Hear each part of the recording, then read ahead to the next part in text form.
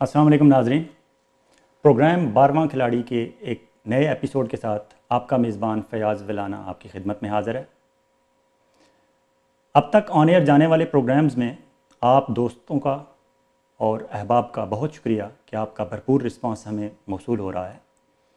आज हम सियासत पे बात नहीं करते क्योंकि लोगों को ये महसूस हो रहा है कि हमें और ओवरसीज़ पाकिस्तानियों को शायद पाकिस्तानी सियासत से बहुत ज़्यादा मसाइल हैं और आपका ये भी शिकवा है कि मैं बहुत गुस्से में होता हूँ। यहाँ मैं अपने सीनियर मोहतरम हसन निसार साहब, हमने कुछ अर्सा इकट्ठे एक अखबार में काम किया है, उनका एक कोट आपको बताना चाहूँगा कि हसन निसार साहब से किसी ने यही कहा कि आप गुस्से में होते हैं, तो उन्होंने कहा कि हमारे अंदर इन हुक्मरानों ने, इन सियासतदानों ने गुज़श्ता 20, 25, 30, 40 साल के दौरान इतना जहर भर दिया है कि अगर कोई बावला कुत्ता भी मुझे काटे तो 14 टीके उसे ही लगवाने पड़ेंगे। हमारे चेहरों पर, पाकिस्तानी सहाफ़ियों के चेहरों पर जो आपको करख्तगी नज़र आती है, ये इन्हीं हुक्मरानों की दी हुई है। इसलिए प्लीज़ हमें इसी तरह बर्दाश्त करें। आज हम सियासत पे मैं बात नहीं करना चाहता था, लेकिन फिर करना पड़ती है और यकीन माने कोशिश करूँगा कि अपने प्रोग्राम में आज हम सियासत पर बात ना करें। आज मेरे साथ 12वें खिलाड़ी में हमारे मेहमान होंगे मैनचेस्टर इंग्लैंड में दुनिया न्यूज़ के नुमाइंदे और इंग्लैंड के बहुत पॉपुलर टेलीविज़न चैनल्स के एंकर पर्सन जनाब अतीकुल्लाह भट्ट साहब। अभी एक वक्फे पर चलते हैं और वक्फे से वापस आने के बाद अतीकुल्लाह भट्ट साहब से बातें होंगी और बड़ी खुली खुली बातें होंगी, क्योंकि वो भी लिगी लिपटी रखने वाले नहीं और हम भी यही चाहते हैं कि 15-16 मुल्कों की सरा नवर्दी करने के बाद उनसे पूछा जाए कि आप पाकिस्तान में रहने वाले पाकिस्तानियों और पाकिस्तान से बाहर रहने वाले पाकिस्तानियों में क्या डिफरेंस महसूस करते हैं। अभी एक ब्रेक पे चलते हैं, ब्रेक के बाद दोबारा बात होगी।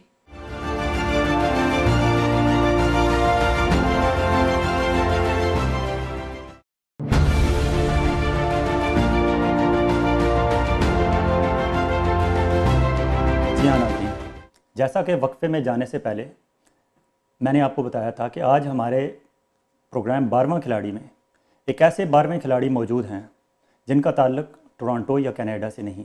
हमारी खुशकिस्मती है कि ये मैनचेस्टर यूके से यहाँ विज़िट पे आए हुए थे और हमने इन्हें दरख्वास्त की कि प्लीज़ आप हमारे स्टूडियो आएँ और वहाँ के 12वें खिलाड़ी, कनाडा में मुकीम 12वें खिलाड़ियों के हालात तो हम बताते ही रहते हैं अपने नाजरीन तक, आप हमें इंग्लैंड, बरतानिया और यूरोप में बसने वाले 12वें खिलाड़ी ओवरसीज़ पाकिस्तानियों के हालात व वाक़यात से आगाह करें। और इससे पहले कि हम ओवरसीज़ पाकिस्तानियों की बात करें, मैं आपको बताता चलूँ कि हमारे आज के मेहमान, इनका ताल्लुक़ बुनियादी तौर पर ये बहुत कम उम्री में पाकिस्तान से बाहर आ गए थे। जब इनसे गुफ्तगू करेंगे तो आपको पता चलेगा कि शायद ये पाकिस्तान में कम रहे हैं और बाहर ज़्यादा रहे हैं। दुनिया भर की सैर करना इनका एक बुनियादी शौक़ है। अब तक कोई 15-16 ममालिक की सैर कर चुके हैं। ये भी एक मुनफरिद शौक़ है इनका, उस पर भी बात करेंगे। यूएई में तकरीबन 5-6 साल रहे, उसके बाद ये इंग्लैंड चले गए। इंग्लैंड में गुज़श्ता तकरीबन 25 साल से मुकीम हैं। शोबा सहाफ़त से इनका ताल्लुक़ है। दुनिया न्यूज़ टीवी के नुमाइंदा हैं मैनचेस्टर से। इसके अलावा इंग्लैंड, बरतानिया में मुख्तलिफ़ टेलीविज़न चैनल्स पर अपने करंट अफेयर्स के बहुत कामयाब प्रोग्राम करते हैं और इनके शो मुख्तलिफ़ नामों से मुख्तलिफ़ चैनल्स पे आप देखते रहते हैं। आगे चल पे उस पर भी गुफ्तगू करेंगे। इसके अलावा सोशल मीडिया पे जो लोग बहुत ज़्यादा एक्टिव हैं या जो अपनी आँखें और कान खुले रखते हैं, वो इनके नाम से वाकिफ़ हैं। वासिफ़ अली वासिफ़ के अक़वाले ज़र्री तो हम देखते रहते थे, लेकिन अब हमारे आज के मेहमान अतीकुल्लाह भट्ट, अगर जिन दोस्तों ने इन्हें अब तक फ़ेसबुक पर या दूसरे सोशल मीडिया के ज़राए पर लाइक नहीं किया या इनकी फ्रेंड लिस्ट में शामिल नहीं हुए, तो मैं आपको रिकमेंड करूँगा कि इनकी अच्छी अच्छी बातें और अच्छे अच्छे कोट पढ़ने के लिए आप इन्हें ज़रूर ऐड करें। अतीकुल्लाह भट्ट साहब रावलपिंडी से ताल्लुक़ है इनका, लेकिन फ़िल वक्त ये मैनचेस्टर यूके इंग्लैंड में मुकीम हैं। जी हाँ जनाब, welcome to our studio Bhatt साहब। आपके से सबसे पहले तो यही पूछेंगे कि कितने दिन हो गए आपको कनाडा आए हुए? मुझे तकरीबन वीक हो गई, एक हफ़्ता हो गया। एक हफ़्ते में आपने कैसा महसूस किया? How it is different from your angle? गर्मी है यहाँ पर। अच्छा। बरतानिया में इतनी गर्मी नहीं आपने देखी? मौसम बहुत अच्छा है, मुझे बिल्कुल अपने वतन की इस्लामाबाद का मौसम फील होता है। अच्छा, दैट्स गुड। आप अच्छे वक्त में आए हैं। 2 महीने बाद आते तो फिर आपसे पूछते। अच्छा, जब यहाँ -20 और -25 होता तो फिर आपसे पूछते, आप सुनाएं। अच्छा, यहाँ के मौसम से लगता नहीं है कि कभी यहाँ पे माइनस भी होगा? नहीं, बस जो यही आजकल का यही मौसम। हमारे 2 महीने हैं अच्छे। अच्छा, उसके बाद फिर जो है सख्ती शुरू हो जाएगी। कुछ चीज़ें ऐसी होती हैं कि आप एक अरसे से वहाँ रह रहे हैं बरतानिया में, ज़ाहिर है कानून की अमलदारी ऐसी है वहाँ भी और यहाँ भी, लेकिन इसके बावजूद कुछ चीज़ें ऐसी होती हैं, फॉर एग्ज़ाम्पल रोड सेंस है, लोगों के मिलने मिलाने का, एक दूसरे से, एक दूसरे के पास आने जाने का, एक दूसरे को टाइम देने का, किस तरह डिफरेंट फील करते हैं आप?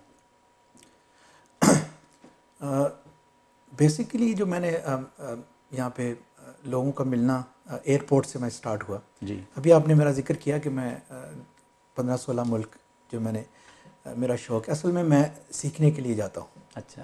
हाँ जी, कभी कभी आप बल्कि अक्सर जब आप सफ़र में होते हैं तो ऐसी चीज़ें सीखते हैं जो आप कई किताबें पढ़ने से भी नहीं सीखते। बिल्कुल सही बात। जब आपका लाइव इंटरेक्शन उस कम्युनिटी के साथ, लोगों के साथ, उस माहौल के साथ होता है तो एक ऐसी चीज़ ऑब्ज़र्व करते हैं जो कि किताबों में पढ़ने से नहीं मिलती है। बिल्कुल सही। तो यूरोप में घुमा हूँ, अरब ममालिक घुमा हूँ, अफ्रीका तक गया हूँ, और अब असल में इस तरफ मेरा पहली दफ़ा आना हुआ। हाँ जी, पहले दफ़ा आना हुआ है।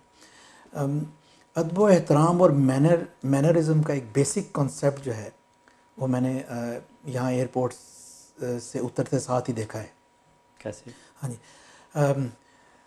मुझे एक दफ़ा एक समझदार आदमी ने ये बात कही थी कि जब आप किसी भी एयरपोर्ट पे उतरें तो उस माहौल और उस कम्युनिटी और उस मुल्क का एक कि भाई वो वहाँ के लोग कितने ऑर्गेनाइज, पढ़े लिखे, मुनज़्ज़म हैं, उसका अंदाज़ा आपको एयरपोर्ट पे उतरते साथ ही ट्रैफिक से होता है।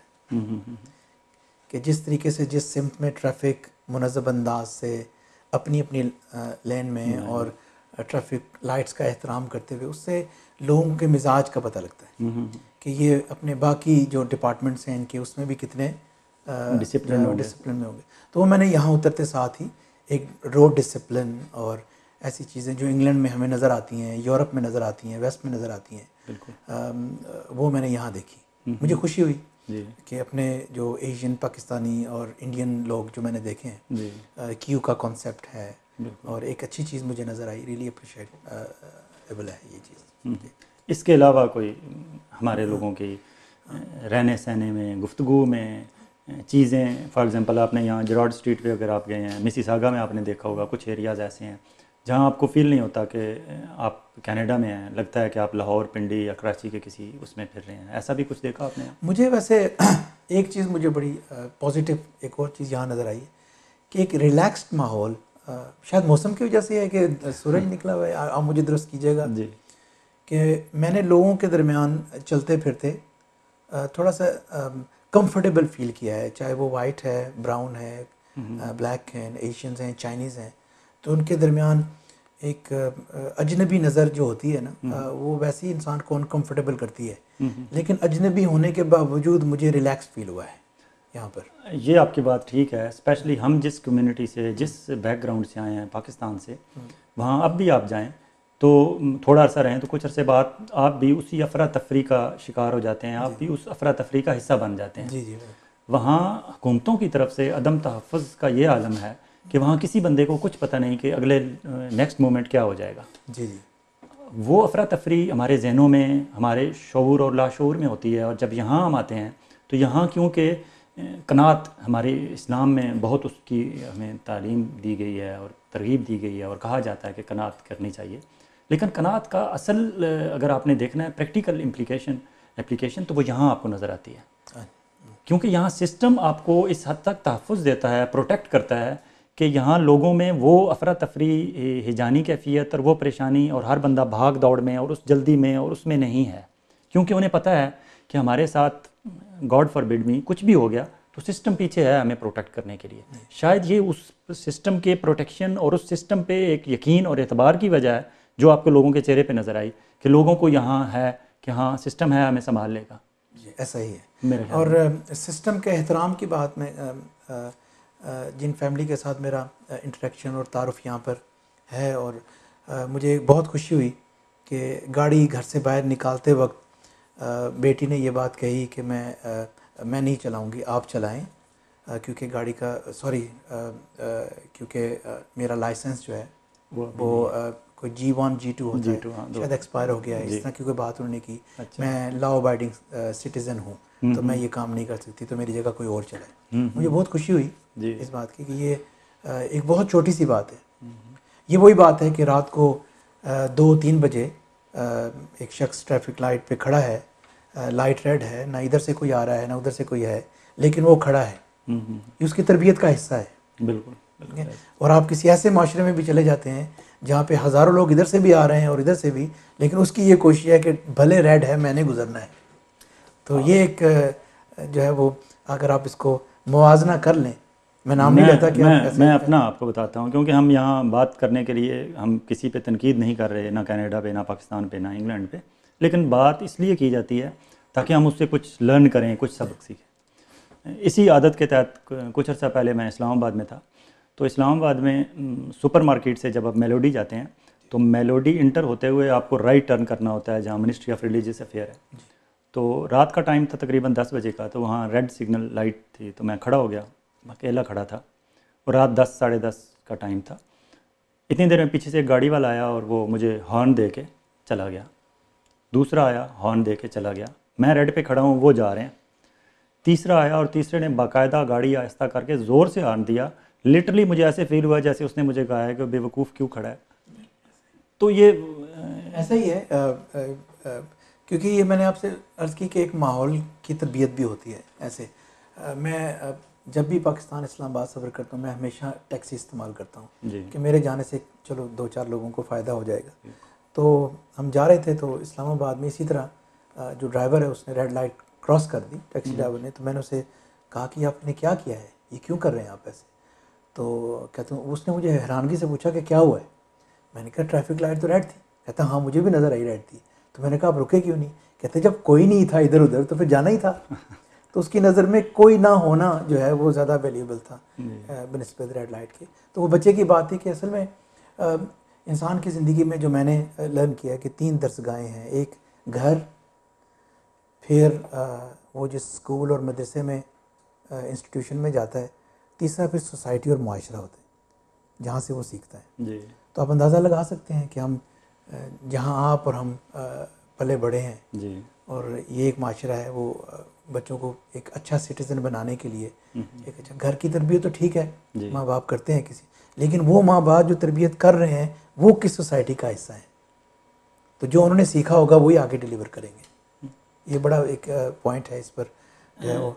बट साहब अब यहाँ एक और क्वेश्चन है कि फॉर एग्ज़ाम्पल हमें अवेयरनेस नहीं थी, या हम उस माहौल में या उस दौर में हम पाकिस्तान में रह रहे थे जब ये सोशल मीडिया और ये जदीद तरीन ज़राए अबलाग नहीं थे। आज तो दुनिया आपके हाथ पे है, हर बच्चे के हाथ में एंड्रॉयड फ़ोन भी हैं, अच्छे से अच्छा फ़ोन भी है और बुरे से बुरा फ़ोन भी है, और एप्लीकेशंस भी हैं और सोशल मीडिया भी है, और उन्हें पता है कि इस वक्त डोनाल्ड ट्रंप ने आज क्या किया है और स्टीफन हार्पर क्या कर रहा है, और जस्टिन ट्रूडो इंतहाई पॉपुलर है, शायद पाकिस्तान में ज़्यादा पॉपुलर है, कनाडा से भी लोगों को पता है, इंग्लैंड में भी पॉपुलर है। इसी तरह लोगों को पता है कि दुनिया में क्या हो रहा है। तो हम ये अच्छी चीज़ें क्यों नहीं लर्न कर रहे? क्या आप समझते हैं कि पाकिस्तान में सोशल मीडिया का उस तरह पॉजिटिव इस्तेमाल नहीं हो रहा जिस तरह होना चाहिए? मैं समझता हूँ कि इन्फॉर्मेशन सिर्फ इन्फॉर्मेशन होती है। ठीक है, इन्फॉर्मेशन को अपनी एक ज़िंदगी का हिस्सा बनाने के लिए आपको माहौल की ज़रूरत होती है। घर का माहौल पेरेंट्स बनाते हैं ताकि जो इन्फॉर्मेशन उनके पास है उसको वो पास ऑन कर सकें, और वो माहौल प्रोवाइड करते हैं। इसी तरह सोसाइटी में जब इन्फॉर्मेशन बंदे के पास है, अगर मिसाल के तौर पे हर बंदे को मालूम है कि क्यू में खड़ा होना एक अच्छी बात है, लेकिन उसका माहौल होना चाहिए ना। ऐसे जी। लोगों को इन्फॉर्मेशन होती है लेकिन उसके लिए माहौल, जैसे घर में माहौल पेरेंट्स इम्प्लीमेंट करते हैं, इसी तरह मुआशरे के अंदर माहौल हुकूमतें इम्प्लीमेंट करती हैं। जब वो खुद ही इस डगर पे ना चल रहे हों तो फिर अब कैसे काम होगा? तो आप क्या एक्सपेक्ट करते हैं कि किसी दिन हमारे प्रेसिडेंट ममनून हुसैन या प्राइम मिनिस्टर शाहिद खाकान अब्बासी किस दिन लाइन में लग के बैंक में अपने काम के लिए जाएंगे या कहीं बिजली का टेलीफोन का बिल कराने लाइन में देखिए, ख्वाहिश सबकी होती है, लेकिन मुझे नहीं समझ आती इन लोगों की क्या मजबूरियत है। आपको एक मिसाल देता हूँ कि हुक्मरान जो भी हो, डेमोक्रेटिक है ये, मुशर्रफ साहब जब उन्होंने टेक ओवर किया था नवाज शरीफ की हुकूमत को, तो उन्होंने, हाँ जी, उन्होंने पहले ही हफ्ते एक एग्ज़ाम्पल के तौर पर वो गाड़ी में जा रहे थे और रास्ते में उन्होंने ट्रैफिक लाइट पे गाड़ी रोक ली। ठीक है। और वो उस वक्त तक गाड़ी रुकी रही जब तक ट्रैफिक लाइट ग्रीन नहीं हुई। तो सुबह तमाम अखबारों में छप गया कि उन्होंने ये तासुर देने की कोशिश की, और उसकी ये नहीं हुआ कि वो एकदम हो गया होगा, पीछे से प्लान बना के आए होंगे कि ये करना है। वो तासुर देना चाहते थे कि मैं एक ऐसा आदमी जो डिसिप्लिन की खिलाफ वर्जी बर्दाश्त नहीं करूँगा। फिर क्या हुआ? फिर आपने देखा कि फिर क्या हुआ। बिल्कुल। तो ख्वाहिश तो सारों की होती है, लेकिन उस ख्वाहिश पर अमल करने के लिए माहौल और एक इरादा, पुख्ता इरादा, और फिर गैर मुतज़लज़ल शख्सियत का होना अंदर से, वो फिर इधर उधर हो गए उनके पर, बल्दियाती निज़ाम भी इधर उधर हो गया और वो सब कुछ इधर उधर हो गया। फिर ऐसे होता है। तो मैं नहीं समझता कि मुझे इस वक्त तक कोई भी हुक्मरान पाकिस्तान में ऐसा नज़र नहीं आया, जितना जब से मैंने होश संभाली है, कि वो इरादे के साथ, सिर्फ सोच के साथ साथ पुख्ता इरादा भी रखता हो। 2 कदम चलने के बाद स्लिप हो जाते हैं। ऐसे आज तक आपको ऐसा कोई सियासतदान नहीं नज़र आया? हाँ, मुझे ऐसा कोई हुक्मरान ऐसा नज़र नहीं आया। सियासतदान, हाँ, सियासतदान ये एक लंबी वैसे कोई सियासतदान, हम पूछना चाहते हैं ना कि चलें हुक्मरान तो साइड पे कर दें, हुक्मरान तो आज तक जो हैं उनकी बात हो रही है। देखिए, पता तो तब भी हो सकता है जो कल तक हुक्मरान, पता तो तब लगता है जब किसी के पास इख्तियार आता है। बातें तो सारी खूबसूरत करते हैं। आप नेशनल असम्बली में मैं गया हूँ, आप उनकी तकरीरें सुने, खूबसूरत खूबसूरत बातें सुने।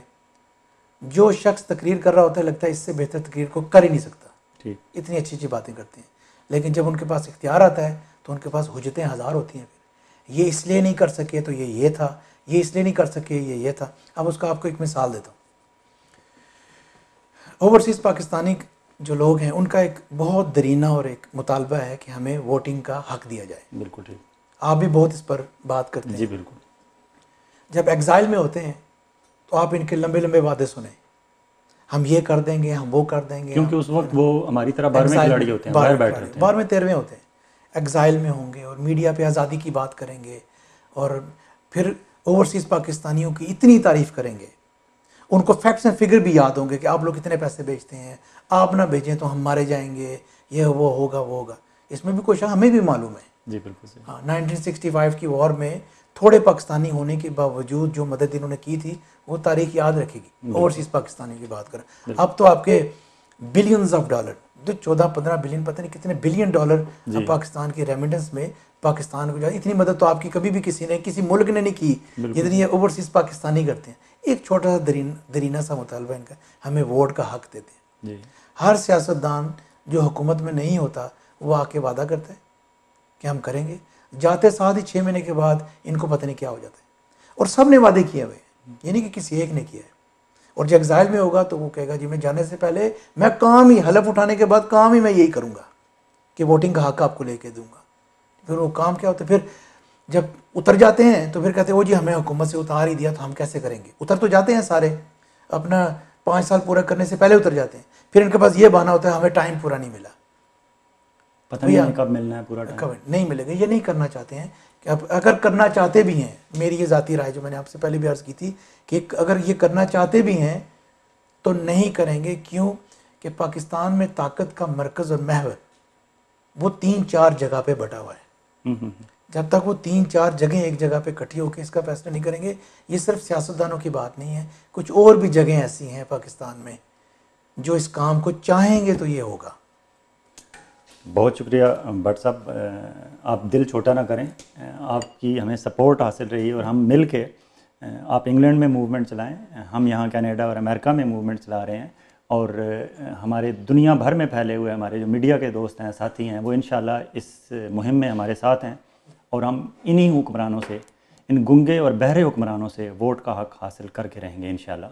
अभी वक्फे पे चलते हैं, और वक्फे से जब वापस आएंगे तो मैं अतीकुल्लाह भट्ट साहब से ये पूछूंगा कि हम पर इल्ज़ाम ये होता है कि हम सियासतदानों और हुक्मरानों पे हर वक्त तनकीद करते रहते हैं, लेकिन अपने गिरबान में झांक के नहीं देखते।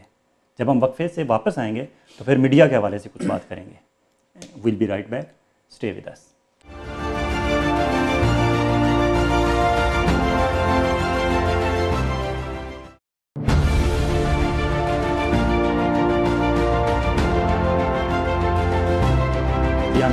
Welcome back. अभी वक्फे के दौरान अतीकुल्लाह भट्ट साहब से मैंने जब कहा कि वक्फे के बाद हमने मीडिया पे बात करनी है, तो इन्होंने बताया कि इन्होंने पाकिस्तान में मीडिया में काम उस वक्त करना शुरू किया जब ये बच्चों के प्रोग्राम रावलपिंडी रेडियो स्टेशन से करते थे और इन्हें फ़ी प्रोग्राम 30 रुपये मुआवजा मिलता था।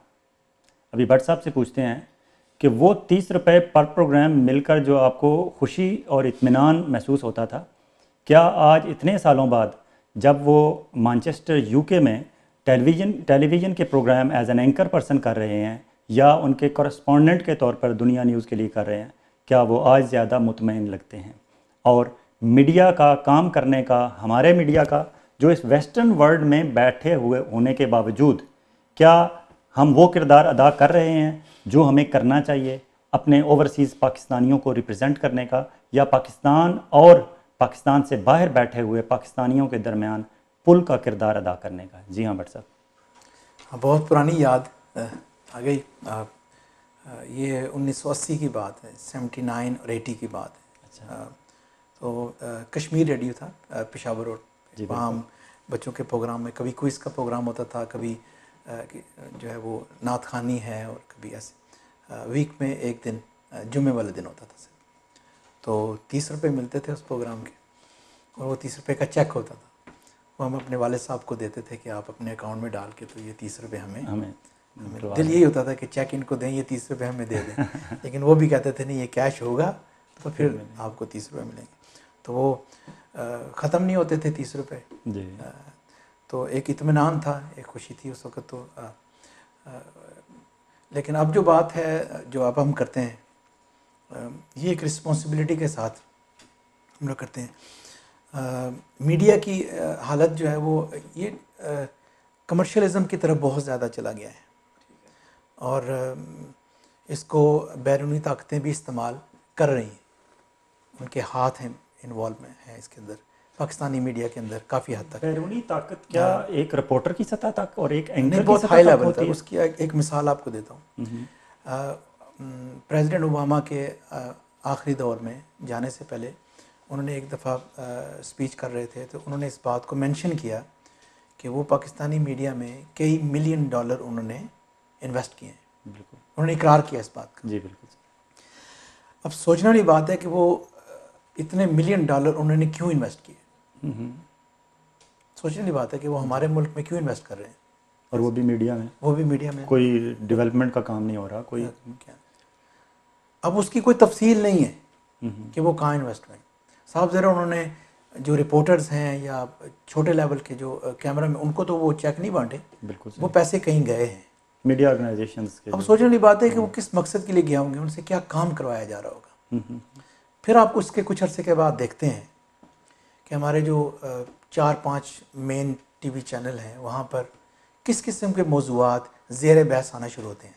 मिसाल के तौर पे पाकिस्तान बनने की ज़रूरत थी भी या नहीं, पाकिस्तान एक इस्लामिक वेलफेयर स्टेट बन सकता है या नहीं, इसमें अल्लाह रसूल के कानून की कितनी मुदाखलत होनी चाहिए भी या नहीं होनी चाहिए, और इस तरह पाकिस्तान में जो है वो रेप्स की तादाद कितनी है और कत्ल की तादाद कितनी है, डोमेस्टिक वायलेंस की तादाद कितनी है, और एक बिज़नेस और पाकिस्तान एक फेल स्टेट बनने के करीब है, और इस तरह के मौज़ूआत। और ख़तरनाक बात यह कि उम्मत मुस्लिमा में और इस्लामिक जो एक आइडियोलॉजी है, और उसके मुताबिक कुछ ऐसी मुबारक हस्तियां हैं जिनके बारे में बात करते वक्त हम 10 दफ़ा पहले सोचते हैं कि बात करनी चाहिए, किस अंदाज से करनी चाहिए, उसका अंदाज़ कैसा होना चाहिए, क्योंकि आपके ईमान को वो टच करती हैं वो बातें, सुनने वाले की भी करने वाले की भी। उनको ज़ेर बहस लाया गया, और ये लाया गया कि इन पर गुफ्तगू करनी ज़रूरी भी है या नहीं है। नहीं, ज़रूरी है, क्योंकि हम एक फ्री सोसाइटी की तरफ जा रहे हैं। वेस्ट को हमें अपना लिबरल चेहरा दिखाना है, यानी लिबरल चेहरा दिखाने के लिए उनको इन मौज़ूआत को टच करना बड़ा ज़रूरी हो गया। ठीक है, तो ये चीज़ें हमने देखी और हमें बड़ा गुस्सा, उसमें एक दो चैनल सरे फहरिस्त रहे। ठीक है, वो फिर बाद में बदनाम भी हुए, एक्सपोज भी हुए, अभी भी एक्सपोज हो रहे हैं। आप भी जानते हैं, हम भी जानते हैं कि वो ऐसा करते हैं। फिर समझ आती है कि ये पैसा कहाँ इन्वेस्ट हुआ, और फिर वो पाकिस्तान के कुछ ऐसे इदारे हैं जो पाकिस्तान की सिक्योरिटी और पाकिस्तान की हिफाजत के लिए उनका एक किरदार है, उनको डाउटफुल बनाना शुरू कर दिया और बाकायदा ज़ेरे बहस आना शुरू हो गए ऐसे। खैर, उनका एक अपना निज़ाम है, वो जब किसी को चुप कराना चाहते हैं तो वो चुप करवा लेते हैं। लेकिन बाकी जो इदारे हैं, मजलूम इदारे हैं, वो मिसाल के, एक बात आपकी सही कि क्या हम सिर्फ सियासतदान ही कसूरवार हैं, ये बाकी इदारे भी कसूर हैं? हम सारे कसूरवार हैं अपनी अपनी जगह। तो अभी हम अपने आप को एक पाँचवा सतून भी कहते हैं, छठा सतून भी कहते हैं, और फिर तो कभी कभी ये कहते हैं कि हमारे हम तो हुकूमतें गिराते और हुकूमतें करते हैं, हमारा इतना स्ट्रॉन्ग किरदार हो गया। लेकिन आपकी बात सही है कि हमारे यहाँ ज़्यादातर जो टीवी पे जो लोग आ गए हैं वो पहले अखबार से वाबस्ता रहे। ठीक है, तो वहाँ से उठ कर आए, उनका अपना एक मिजाज है, और जितनी वो गुरबत की हालत उन्होंने अखबारों में देखी हुई है वो सारी कसर यहाँ उतार रहे हैं। बट साहब, यहाँ एक और बात है, जो लोग अखबारात से उठ के आ गए हैं मेरी तरह के, मे बी उन्हें बोलना ना आता हो, मे बी उनकी फेस जो है वो इतना क्रिज्मेटिक ना हो, स्क्रीन पे शायद इतना अच्छा ना लगता हो लोगों को, लेकिन उन लोगों की फिर भी कुछ जर्नलिज्म के हवाले से कुछ ट्रेनिंग थी, कुछ उन्हें पता था कि ख़बर क्या होती है, उसका इंट्रो क्या होता है, और ख़बर में 5 Ws क्या होते हैं, किस चीज़ तक हमने जाना है और किस पे नहीं जाना। एक बात हमारे यहाँ पैराट्रूपर्स आ गए हैं, हमें आपको बात जो सीधे ऊपर से नाजल हुए हैं, उनके बारे में आप क्या कहते हैं? मैंने उनकी जो अखबार से टीवी पर आए हैं, मैं उनकी नॉलेज पे जिक्र तनकीद नहीं, मैं कह रहा हूँ कि वो जो गुरबत की हालत वहाँ उन्होंने अखबार में गुजारी है उसकी कसर उतार रहे हैं। अच्छा, तो कह रहे हैं कि वो कसर निकाल रहे हैं, यानी वो यूँ समझ लें आप कि उनके पास एक टैलेंट था, उसको वो कैश करवा रहे हैं यहाँ पर सही मानों में। ठीक है, हाँ, ये मैंने बात अर्ज की। और बाकी जो हमने पैराट्रूपर की बात की, वो भी बात सही है कि जो मेयार एक कॉरस्पॉन्डेंट का और एक रिपोर्टर का और एक जर्नलिस्ट का होना चाहिए, वो मेयार हमें नज़र नहीं आता। अब मैं यूके की मार्केट आपको बताऊं और यूरोप की मार्केट आपको बताऊं कि पिछले 5-7 साल से ये चीज़ काफ़ी रैपिडली बाहर आ रही है। वहाँ पर जियो ने अपना स्टूडियो बनाया है, ऑफिस बनाया है, दुनिया न्यूज़ ने अपना ऑफिस बनाया है, ARY ने अपना ऑफिस बनाया है, समा ने अपना ऑफिस बनाया, यानी ये 4-5 मेन बड़े चैनल पाकिस्तान से यूके में आए। अब उनको कॉरस्पॉन्डेंट चाहिए, नुमाइंदे चाहिए, वो जो मेयार नुमाइंदे चुनने का उन्होंने रखा हुआ है, राइट, वो स्टैंडर्ड का नहीं है कि जो एक इंटरनेशनल लेवल का होना चाहिए। लेकिन मैं ये महसूस कर रहा हूँ कि आज तक ग्रेजुअली वो लोग इस बात को महसूस कर रहे हैं कि हमें थोड़ा सा इसमें ट्रेनिंग और इन बाकी चीज़ों की ज़रूरत है ताकि हम इंटरनेशनल लेवल को मीटअप कर सकें। वो कर नहीं सकेंगे, क्योंकि मैं बड़ा हैरान होता हूँ राना साहब के, हमारा कोई भी आप चैनल देख लें, हमने अपनी बात अगर दुनिया को पहुँचानी है तो हमें इंग्लिश के प्रोग्राम्स की तरफ आना पड़ेगा। ठीक है, आप इंडिया की मार्केट को देख लें, कितने चैनल उनके इंग्लिश में ठीक है, टॉक शोज उनके इंग्लिश में होते हैं। बिल्कुल सही। आप बताएं पाकिस्तान में कितने ऐसे चैनल हैं जो कि इंग्लिश में, हमने अपनी बात करनी होती है और अपनों को ही सुनानी होती है। ठीक है, जब तक हम अपनी बात मौक़िफ़ वेस्ट तक, दुनिया तक नहीं पहुँचाएंगे, तब तक हमारा मौक़िफ़ दुनिया तक कश्मीर पर नहीं पहुँचेगा, बलूचिस्तान पर नहीं पहुँचेगा, गिलगित बल्तिस्तान वाला मौक़िफ़ हमारा नहीं पहुँचेगा। कब पहुँचेगा? जब हम इंग्लिश में प्रोग्राम्स करेंगे, वो सुनेंगे और डायरेक्ट हमारी बात सुनेंगे, तो इसमें हम लैग करते हैं। ठीक, ये तो एक बात होगी। आप जो मीडिया हमारा, फॉर एग्जांपल यूके में बहुत ज़्यादा अब चैनल चल रहे हैं, और उन चैनल्स का जो अब तक का मेयार है, और जो उन्हें फॉर एग्जांपल चलें हम वेस्ट तक अपनी बात नहीं भी पहुंचा रहे, कम से कम हम अपने ओवरसीज़ पाकिस्तानियों के मसाइल को प्रॉपर उजागर कर रहे हैं, क्या हम उनको सही टच कर रहे हैं? इंफॉर्मेशन की हद तक है, ठीक है, लेकिन मैं समझता हूँ कि तकरीबन 25% है, 75% नहीं है। ये चीज़ नहीं है। और वो जो 25% भी लोग करते हैं, बड़ी आपको बड़ी बात अर्ज करूँ कि जो हमारे पाकिस्तान से कुछ एंकर्स आते हैं कुछ अरसे के लिए, वो इन सेंसिटिव इश्यूज़ को उजागर करते हैं, हाईलाइट करते हैं और बड़े मुनज़्ज़म अंदाज से करते हैं और बड़े अच्छे अंदाज से करते हैं। लेकिन जो हमारे लोकल जर्नलिस्ट हैं वो बहुत कम ऐसे हैं जो कि ऐसे इश्यूज़ को हाईलाइट करें, संजीदा मौज़ूआत को और करते हैं। और ये लेकिन आहिस्ता आहिस्ता उनको एहसास हो रहा है, वो मार्केट में आ रहे हैं इस तरह के इश्यूज़ को जो है ना वो हाईलाइट करने के लिए, और अगला फ्यूचर मैं इसको ब्राइट समझता हूँ।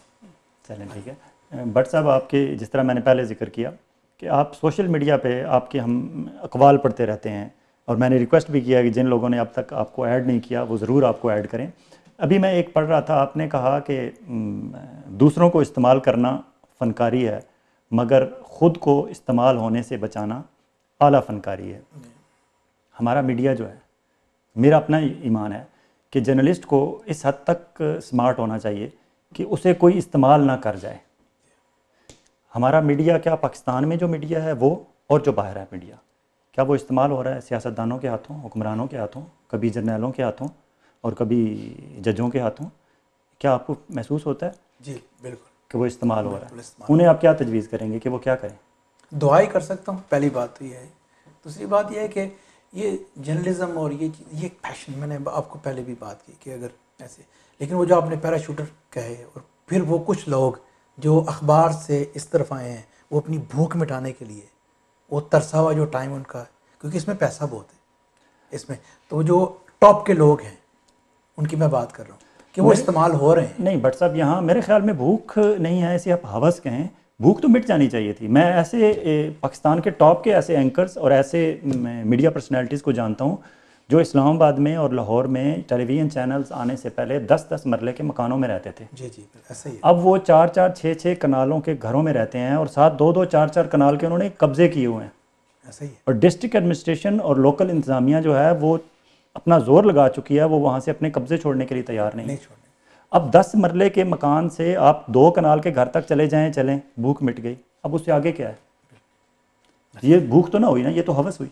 बिल्कुल चलें, मीडिया पे बहुत तनकीद हो गई, कहीं हमारे साथी हमारे खिलाफ ही शुरू हो जाएं। नहीं ऐसा ही है, मैं भी शामिल हूँ बीच में, आप भी शामिल हैं, हम सारे शामिल, हमें अपनी इम्प्रूवमेंट करनी चाहिए और इसको पॉजिटिव अंदाज में आगे ले एजुकेट करना चाहिए अपने आप को, ठीक है। और जो शख्स दूसरों पे तनकीद करता है और कब अपने आप को हमेशा उससे बड़ी उज़्ज़मत समझता है, मैं समझता हूँ कि ये उसकी तबाही का बायस बनता है। हाँ जी भट्ट साहब, एक और हमने देखा यहाँ ओवरसीज़ पाकिस्तानियों में कि हम पाकिस्तान में तो पाकिस्तान पीपल्स पार्टी, पाकिस्तान मुस्लिम लीग, नून, काफ ग्रुप और PTI और मुख्तलिफ सियासी जमातों धड़ों में बटे हुए हैं। बैरून मुल्क हमारी पहचान एज ए पाकिस्तानी होती है। जब एयरपोर्ट पे हम आते हैं तो हम अपना पासपोर्ट दिखाते हैं, ग्रीन पासपोर्ट, तो वो हमें एज ए पाकिस्तानी लेते हैं, चाहे हमारे पास यहाँ की नेशनैलिटी हो, दूसरा पासपोर्ट भी हो, फिर भी कंट्री ऑफ बर्थ जो है वो पाकिस्तान लिखा होता है। हमारे फेस पे से भी ऐसे लगता है कि हम पाकिस्तानी हैं। तो हम पाकिस्तान को रिप्रेजेंट कर रहे होते हैं। और यहाँ हमारे जितने एम्बेसडर्स और कौंसल जनरल और वो साहिबान जो होते हैं, वो जब भी बोलते हैं वो कहते हैं आप एम्बेसडर हैं पाकिस्तान के। जब हम एम्बेसडर हैं तो हम हमारे लोगों को, हम ओवरसीज़ पाकिस्तानियों को, हम 12वें खिलाड़ियों को इस बात पे फ़ख्र क्यों नहीं होता कि हम पाकिस्तान को रिप्रेजेंट कर रहे हैं? फिर हम उन ग्रुपों में चले जाते हैं। हमने यहाँ पाकिस्तान पीपल्स पार्टी भी बनाई हुई है, पाकिस्तान मुस्लिम लीग नून भी बनाई हुई है, PTI भी अब आ गई है, वो भी बन गई है। तो ये हम बैरून मुल्क मुकीम लोग हम क्यों फिर पार्टियों में आ जाते हैं? मैं इस बारे में मेरी राय ये है कि जितने भी हम ओवरसीज़ हैं, इसमें हमें जिस मुल्क में हम रहते हैं, चाहे हम यूरोप में हैं, अमेरिका में हैं, कनाडा में हैं, हमें वहाँ की लोकल पॉलिटिक्स में हिस्सा लेना चाहिए।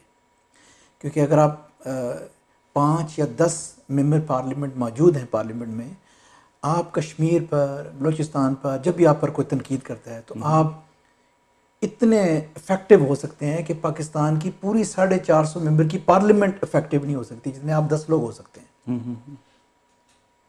तो ये जिन लोगों के लिए हम लोग जब वो पाकिस्तान से आते हैं तो आगे बढ़ के दरवाजे खोलते हैं, होटल बुकिंग करवाते हैं, उनको ले के घूमते हैं, और जब पाकिस्तान जाते हैं तो वो आपको फ़ोन भी नहीं उठाते।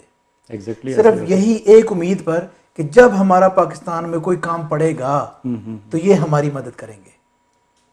ये एक शराब है, इसमें कोई हकीकत नहीं है। वो लोग आपको वहाँ जब आप पाकिस्तान जाते हैं तो आपका फ़ोन भी नहीं उठाते। मिलने तो दूर की बात है। हमें चाहिए कि हम अपनी स्ट्रेंथ को इन अ पॉजिटिव वे इस तरह लगाएं कि यहाँ की लोकल पॉलिटिक्स में हिस्सा लें। ठीक है, आपकी मोहब्बत पाकिस्तान से है, उन पार्टी से भी हैं, तो लेकिन अपना जोर सारा इस पे लगाएं। अगर आप क्या करना चाहते हैं, पाकिस्तान के हालात बेहतर करना चाहते हैं, कश्मीर पर आपका मौक़िफ़ स्ट्रांग होना चाहिए। बिल्कुल। आप पर हमले होते हैं, बलूचिस्तान पर बार बार नज़रियाती हमले हैं और सरहद के हमले हैं और हर तरह के हमले आप पर बलूचिस्तान पर होते हैं।